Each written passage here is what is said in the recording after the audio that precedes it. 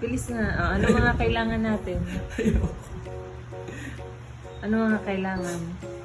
Elbow cup. Tapos, air stone. Ano pa?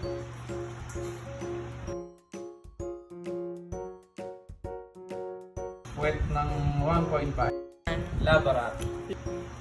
Lagay ang hose sa elbow cup. Magbutas pala muna. PVC. Lusot lang ang hose sa elbow cup.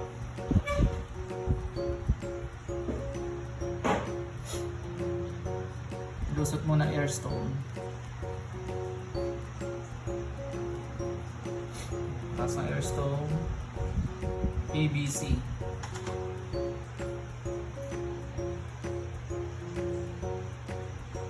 Nalulusot din. Paano siya nakakahigop ng ng dumi?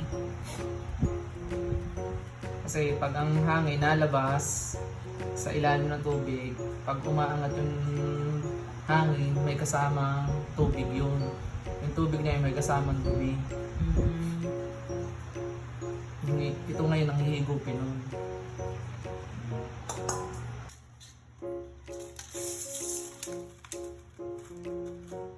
Gumupit ng fiber cloth. Tiin sa gitna.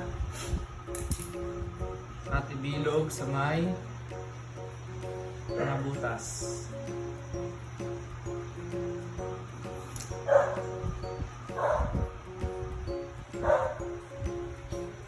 Tapos lalagyan ng rubber band.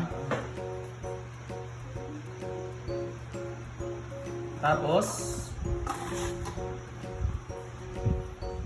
lalagay sa gitna. Yan, lava rock.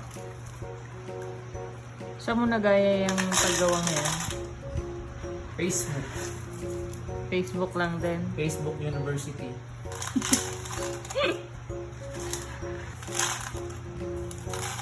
Maganda yung ganitong filter kasi natatanggal niya yung dumi, tapos may ipon pa dito yung good bacteria sa may bato. Nakakalumot din yan, pwedeng kainin ng isda yung lumot.